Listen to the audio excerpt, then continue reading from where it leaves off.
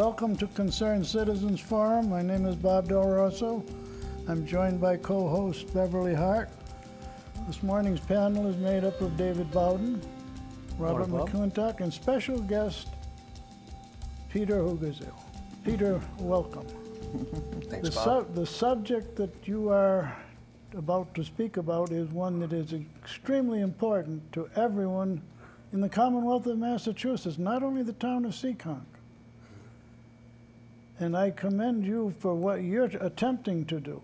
You are the first one. Now, some of us have been aware of what's going on for a short period of time, but you are the only one to step forward and really put your name and your position on the line. Peter, I want to thank you for what you're attempting to do.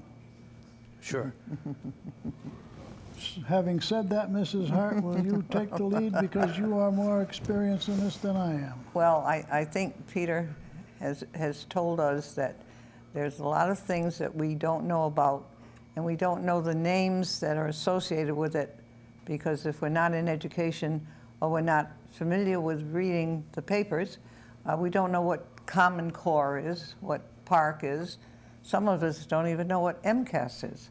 So, Peter, if you could enlighten the taxpayers, parents, and the general public as to what these are and why we should be concerned about them, it would be great.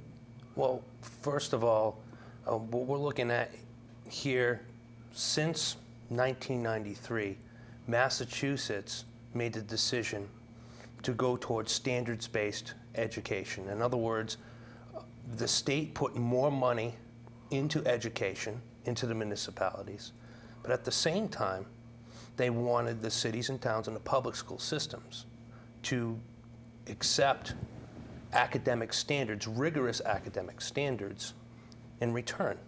Now, the process of doing that was done in a collaborative sense where teachers, administrators, parents, even students, experts at the collegiate level, made these different standards in English language arts, mathematics, history, economics, world languages, technology, and you can go on. And it was done here in Massachusetts, where it was said, if we're going to invest a lot of taxpayers' dollars into public education, there are significant content standards that need to be adhered to. And I can tell you, the vast, vast majority of my colleagues as a teacher at Seekonk High School, I'm going into my 9th year, like having accountability as teachers. They want to know where their students are learning certain content standards. The reason I'm emphasizing content standards, it's what do you know and can you prove that you know it? Fast forward to 2009, the National Governors Association, which is really a lobbying group, they don't represent governors, they're a lobbying group, decided to work with the gentleman that started this, David Coleman, to create these Common Core standards. Now, if you look out through the country, there's some states that are very, very, let's just say, lacking in academic standards and academic achievement. With that said, we'll get to Massachusetts in a second. Massachusetts was at the top of the nation. Let's put that aside for a second. Common Core was meant to get certain standards, and what they define as standards is not content standards. It's skill sets. That these are skills that high school graduates need in order to enter the workforce or be career ready. That's what they claim.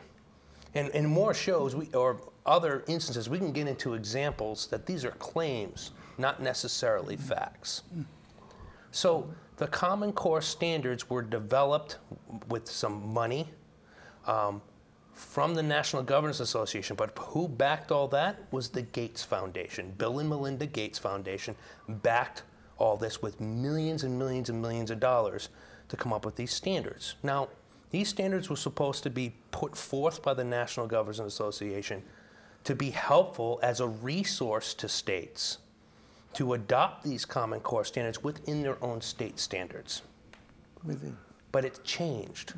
And what changed is when the Obama administration came in 2009, There was a big cry from the states and the teachers' unions that No Child Left Behind was tying their hands, and they needed waivers on No Child Left Behind.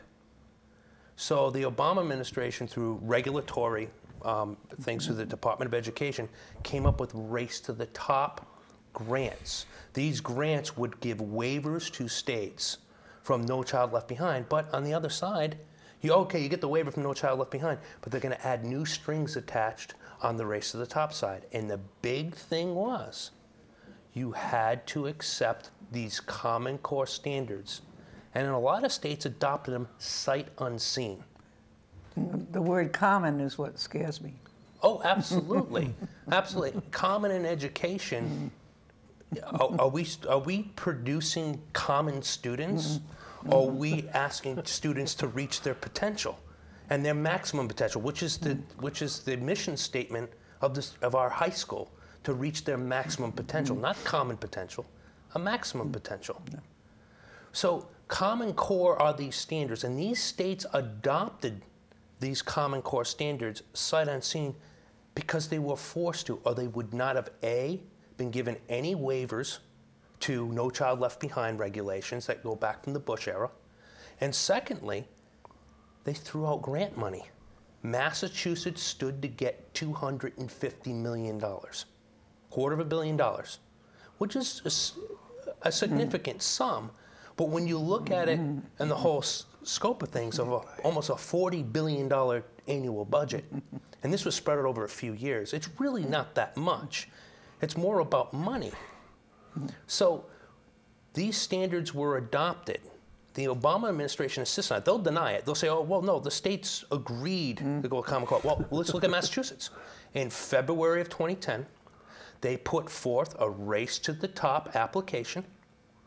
And it said in the application, they were not going to adopt the Common Core standards. Well, guess what?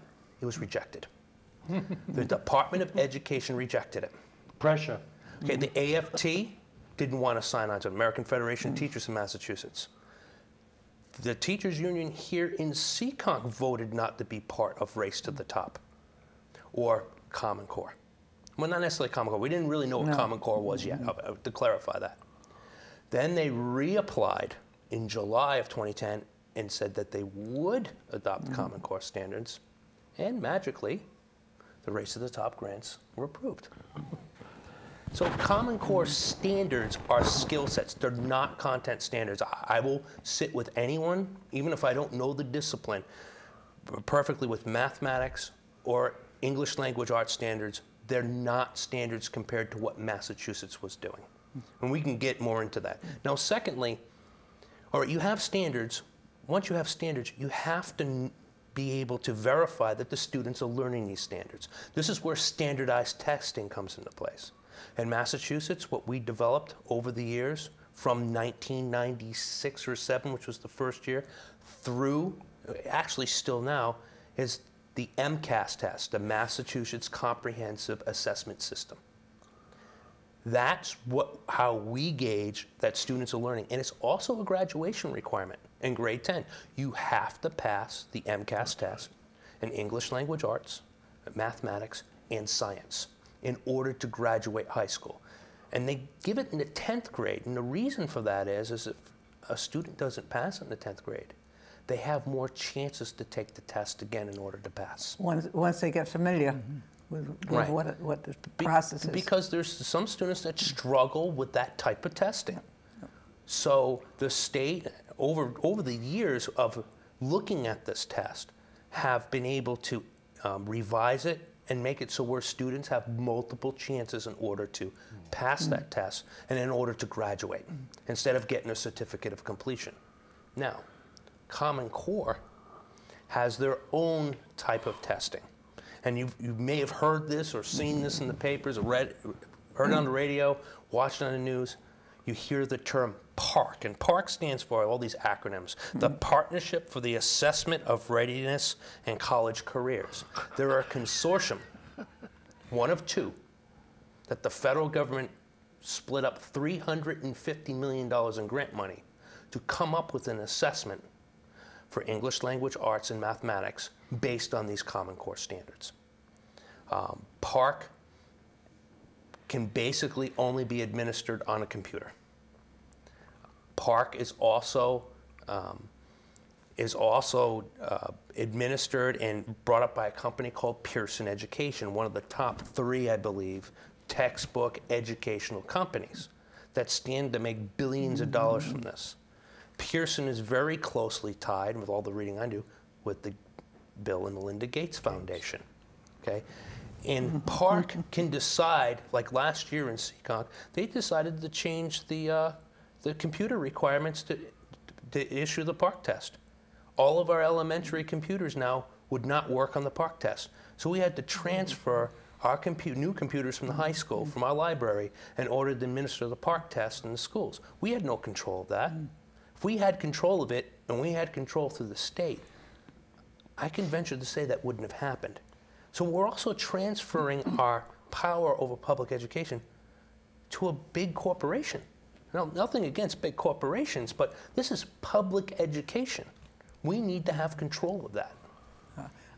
The parents and the taxpayers and the students need to know that this is what we're interested in, protecting them and getting them the right to a good education, and an education that will survive whatever their needs are as they get older. Because the things that are coming down from the national government, the federal government, are limiting what they're going to be able to do in the next 3 or 4 generations, because of all the implications of all the legislation that they're sending down. And education is the most important part of it, because all these other things that they're doing as well is impacting. We don't have anybody, even now, when we're talking about the security of this country, our young people have no idea of the history of why we're free. How do we keep this freedom? And I think in Massachusetts especially, we have that feeling because it started here, and we want to continue it here. And I think the parents and the students and the teachers should all get together, like you're saying, and make some kind of a plea to please understand what we're trying to do and ask you to do is for the good of everybody, even the rest of the country. But let's start here in our own home, where we may have some power over our own legislature, even if we don't have too much to do with Washington. To take that point, Massachusetts adopted PARCC with a vote by the Board of Education. Our legislators, none of our elected officials had any say in this. Not only that, the Common Core standards, not one teacher was involved in writing those standards. Not one classroom teacher, which really, lack of a better term, spits in the face of what we did in Massachusetts. Many classroom teachers were involved in writing these standards. Now, for instance, the English language arts standards, now Common Core claims that under Common Core, a student is going to have 30% of their instruction time analyzing literature. It's not true. It's actually impossible. Because let me put a little math into the ELA standards. We have 7 periods at the high school. 1/7 is 14% instruction time. Right there within itself, 14% of instruction time for our students at Seekonk High School is English language arts. Okay? That's not 30%. Well, not only that, under Common Core, English teachers now have to spend 50% of their time on informational nonfiction texts like government documents and owner's manuals and nonfiction essays, which myself as a history teacher, that's what I'm trained to do. English language arts teachers are not trained to teach that. They're trained to teach literature. Now, I would argue that literature helps students read between the lines with critical thinking skills and teaches them. Literature teaches us about ourselves. And the example I want to give, what if Harriet Beecher Stowe had an education where she read Supreme Court decisions, where she maybe read a speech by James Monroe and all this stuff in school, and stuff by, and even Darwin wasn't even around there, the scientists of the time, okay? but didn't read any literature, classic literature, or anything else, would she have been able to write Uncle Tom's Cabin? Now, Uncle Tom's Cabin, many people believe, and historians believe, that that book itself is what got the ordinary person in the North on board with the abolitionist movement. It was the fuel that led to the end of slavery, okay? Well, she's not even a listed author. I have the listed authors here, American authors for Common Core. Now, not only that, let's look at Mark Twain. Mark Twain, we're supposed to teach Mark Twain in middle school. Can you really teach Huck Finn in middle school? Is it more appropriate for high school? I mean, look at Mark Twain.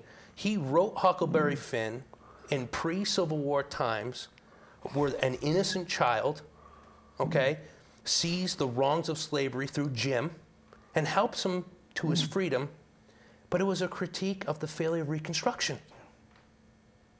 Mark Twain, only middle school and kind of in passing. I didn't even see To Kill a Mockingbird. Again, if you look at these different pieces of literature that have an enormous effect on history and philosophy and how we view ourselves, literature within itself, it should be left alone. Our English language arts teachers are amazing at teaching those lessons through literature, but Common Core has gutted that. And they'll say, well, you can still do the other stuff. No, there's no time. There's no time. There's only so much time a teacher has a day or within a 7-period cycle. I'm talking high school because that's what I know. That's it. So they'll say, the Common Core proponents say, oh, well, you can still do it. How? When? It seems like the writers of this thing failed math.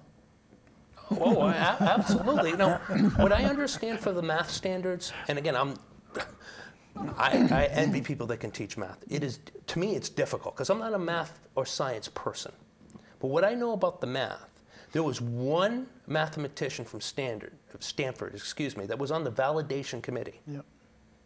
By the way, he did not sign off on those standards. And what he said, now they're saying that Common Core gets kids college ready. He said, at best, students will be ready for community college. It's devoid of calculus.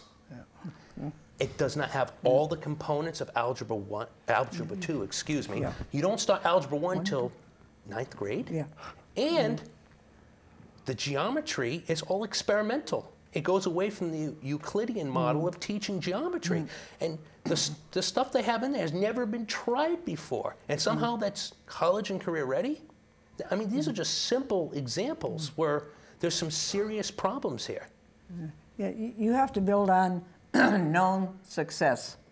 And if you start experimenting all the time without having any reason for going forward with what you thought you wanted to do, because there's no proof that it works, then we're surrounded by nothing. Takes years to find out. Absolutely. What's going on with this is strictly political and money. It has nothing to do with what the kids are going to get or not get. That's what it What they sounds should like. have done, if they really wanted to make something, they should have taken Massachusetts, and everybody knows, it's no big secret. I've been on school committee for 18 years up there and down here, and I was not crazy about MCAS when it came out, but it did do the job, and they adjusted along the way. And why would you not take that? They've been there, and I didn't even know until I talked to Peter, but we have been #1 in the country, United States, for the last 5-6 years. And correct me if I'm wrong. And then in a conversation I was having with him, he tells me it's not only in just the United States, it's in the world. Yes, yes. Well, why would you go to something that's brand new when you got something that's working, And the just improve on that. and Yes, everything that's right. else? Everything can be tweaked or Right. improved, and just put the limited amount of money that might be needed to do that. Not have to buy all new software, all new computers, or all new training for the teachers. Well, when Pete talked earlier about, you know, the testing that they started with and so forth, at the very beginning with kids, for example, that have problems and so forth, that was a real problem at the beginning. But they adjusted it, and it's worked very well. you know, I'm not afraid to say that I was dead set against it when it came out. I didn't think it was going to do what it did, but they did do a good job. And this thing is a disaster. Peter? What do you do as a parent when you know that the curriculum is not accessible to your child under Common Core? And this is my concern as a teacher. Private So I'm going schools. to tell them, call Pearson Education? Do I tell them to call their congressman? Because it makes us powerless in a lot of areas. Now, the Common Core proponents are going to say, whoa, you can change things. You can only change 15% of the Common Core standards. That's the rule. So you have to implement the standards that Massachusetts implemented was to the T 85% of the ELA and math standards. Now, there are some people, I've heard from others in other parts of the state, nowhere around here, there are some superintendents and principals that are giving the line out that, well, no, Common Core adapted to Massachusetts, 15% of the Massachusetts standards. No. Massachusetts changed theirs to Common Core and kept the 15% they were allowed to. Okay, that's a myth. There's a lot of myths out there. And there's a lot of research out there that shows here's the claim of the Common Core proponents, and here's the actual facts. There's been a lot of good research done out there, and one of them is by a homegrown think tank called the Pioneer Institute. And the individuals that are doing the research on this are from all over the political spectrum. Tom Birmingham, Senator Tom Birmingham, the head lead Democrat of Ed Reform, as part of that research. Roosevelt. Mark Roosevelt. Another Democrat. Yeah. Sandra Stotsky, who wrote the ELA and MTEL standards, the former Secretary of Education under Bill Weld. They're all involved doing white papers and research for the Pioneer Institute. That's where the facts are. Sandra Stotsky was on the validation committee. She voted not to validate those standards. And she helped write the vast majority of the ELA standards in Massachusetts. I'd rather listen to her than these statements that are not backed up by anything. And that's what's most disturbing as an educator for me, frankly, as a parent of 3-year-old boys, and as a taxpayer, because education's expensive and it needs to be effective. You said it there. That's it right there. Yeah, it takes a lot of the tax dollars that you pay Yeah, to and go if- into the educational side of it. And if you're if not you're not getting your money's worth, no. Who do you go to? And the students suffer. yes. And unfortunately, the next 2 or 3 generations going to have enough to cope with without not being trained at all because of the schools. Because we don't even teach civics. We don't have anybody who understands how freedom is freedom in this country. Where did it come from? Who got you here? Oh, well, there's a war that went on or whatever. It's your generation, the 2 generations back, they died to keep you free. Yeah. And now all of a sudden, you don't care what's going on in the rest of the world, the terrorism. You don't think it's coming here. You just, the young people are not aware. They just think that it's nice to be here in this country and they're lucky and it'll take care of itself. And everything's being imposed on them and they don't even know it. I'm glad I went to school when I went to school. I took Algebra 1 and Geometry the same year, and people said, you can't do that. I took Algebra 2 and Geometry 2 the second year. I took Calculus the third year. What's happened to all of that in this educational process at this point in time? Somebody's missing out along the way. Yeah. I wanted to go to your point, Beverly, and all of your points. What is the purpose of public education? Right now, according to Common Core, is to create college and career-ready students. That's not the purpose of public education. It is to educate our citizenry.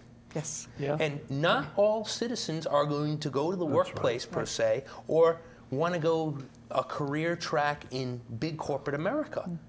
We have a lot of people in this town that came through the school system that are artists, that are thinkers, that are entrepreneurs and creative types. If we go with the Common Core standards, we're only going to produce one type of kid. And the type of kids that are creative, it's going to suffer. I don't see any way around it. The purpose, in my opinion, of public schools is not to create a college-ready worker bee. It's to create a citizen, Yes. well-rounded and well-educated in everything. That's why liberal arts in the colleges get such dumbed down by the liberal people in the school, in the colleges. Oh, you don't really want to take some of that. Liberal arts, why? Well, you won't get you won't get a good job. I said, yeah, but you'll learn how to think. You'll learn how to reason. You'll learn how to be aware of things that you just mentioned, art, science, music, and enjoy life and contribute. And we got to look at the whole person. Well, just as an example that I looked at this here, and again, as a history teacher, I put both and multiple perspectives on how to interpret things in history and in politics. Kids need to decide for themselves. I read through the recommended nonfiction authors, contemporary authors. Only one conservative was listed. The rest were all classic liberals, or I would argue, even more to the radical. And that one person was William F. Buckley. Beyond that, no one else. Yeah, and so there's a problem there too, but that's not my purpose of this. As a teacher with sources, you can easily get around that to balance it out for the most part right now. But if we keep on going to this federalization of standards, well, next it'll be federalization of methods, how you actually deliver the curriculum. And people say, well, that can't happen. Well, it could. That's why the rest of the world send their kids here after they're at the, like, to go to college. They come here from all over the world. Okay, there's a reason for that. The United States, when they developed this, and I learned this the hard way, I'll be the first to admit it, but the kids, every kid has the opportunity to go to school, learn what he needs to learn, and do what he wants to do going on. Now, college is one thing, and there are other things that you need to have people to do all of the mechanical stuff that we want, and everybody wants to know why we're getting our clock clean is because everybody, you know, is out there, they're doing it. Bob, that was a very appropriate word, clock. The clock is running down. Peter, there is an attempt to get this on the ballot, this question on the ballot. Yes, there's going to be a signature petition done to get this on the ballot to end Common Core in Massachusetts. And go back to the 2010 standards that we developed here as a state. I'm one of the top 10 signatories. I'm going to be vocal about this as an individual, as a citizen, yes, as a teacher, but on my own, and more to come. This has become now a statewide discussion. I've heard them discussing this on Channel 2 out of Boston, the ballot question. That's going to be extremely important, in my opinion. I agree. And again, we're out of time, Peter. Thank you very much, Peter, for appearing with us this morning. Thank you, Beverly. Thank you for having me.